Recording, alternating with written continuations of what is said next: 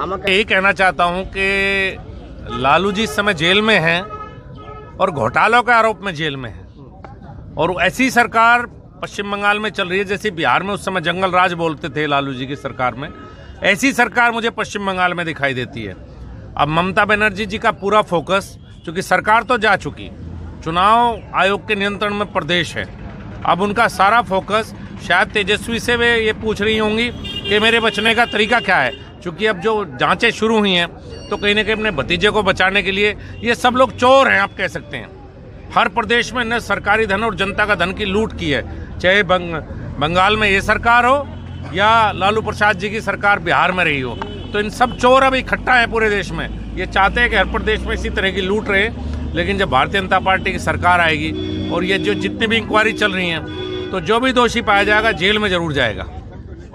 পশ্চিমবঙ্গে বিহারের মতো জঙ্গলরাজ চলছে, এখানে চোরের সরকার রাজ্য চালাচ্ছে, তৃণমূল সরকারই থাকছে না, সেটা শুধু সময়ের অপেক্ষা। মঙ্গলবার নদিয়ার কৃষ্ণনগর ভাতজাংলায় চায়ে পে চর্চায় অংশগ্রহণ করে একথা বলেন বিজেপি নেতা সঞ্জীব বালিয়ান।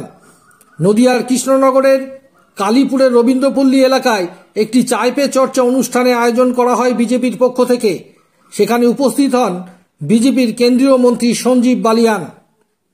সাংবাদিকদের মুখোমুখি হয়ে তিনি বলেন, বিহারের লালু প্রসাদ যাদব এখন জেলে রয়েছেন, সেই সময় যেমন বিহারে লালু প্রসাদের নেতৃত্বে জঙ্গলরাজ চলেছে, ঠিক পশ্চিমবঙ্গ এখন জঙ্গলরাজ চলছে। বিহারের মতো পশ্চিমবঙ্গ চোরেরা সরকার চালাচ্ছে। আমরা পশ্চিমবঙ্গে সরকার করতে চলেছি, শুধু সময়ের অপেক্ষা। এখানে কৃষকরা সম্মান পায় না, কেন্দ্র সরকার প্রকল্প যে আবাস যোজনা রয়েছে পশ্চিমবঙ্গ তা থেকে বঞ্চিত। আমরা সরকারে এলে প্রতিটা ক্ষেত্রেই বিকাশ করব। तरह की लूट रहे, लेकिन जब भारतीय जनता पार्टी की सरकार आएगी और ये जो जितनी भी इंक्वायरी चल रही हैं, तो जो भी दोषी पाया जाएगा जेल में जरूर जाएगा। সরকার পশ্চিমবঙ্গে গেলে আপনারা কোনটার উপরে প্রাধান্য দেবেন, কোন বিকাশকে लिए प्राधान्य देगा? देखिए, विकास जब ही हो सकता है जब प्रदेश और केंद्र सरकार मिलकर काम करती है। जितनी भी स्कीम है प्रदेश और केंद्र सरकार की मिलकर चलती हैं। हर सेक्टर में ध्यान देने की आवश्यकता है। मैं यहाँ गांव में जाता हूँ तो प्रधानमंत्री आवास योजना में पूरे देश में हम 2 करोड़ घर बना रहे हैं, यहाँ मुझे दिखाई नहीं देते। यहाँ पर किसान सम्मान निधि मुझे दिखाई नहीं देती। मेरे मंत्रालय के 20,000 करोड़ की स्कीम है प्रधानमंत्री मत्स्य संपदा योजना, मुझे वो कहीं दिखाई नहीं देती। तो बंगाल का ओवरऑल डेवलपमेंट की आवश्यकता है, स्वरोजगार पैदा करना, जो एक आत्मनिर्भर भारत की कल्पना प्रधानमंत्री ने की है कि गाँव के स्तर पर रोजगार पैदा हों और पश्चिम बंगाल भी देश के साथ विकास के पथ पे आगे बढ़े, यही एक सोच है भारतीय जनता पार्टी। बांग्लादेश मुख्यमंत्री का प्रोजेक्ट करছেন? देखिए, बंगाल है तो बंगाल का ही मुख्यमंत्री बनेगा।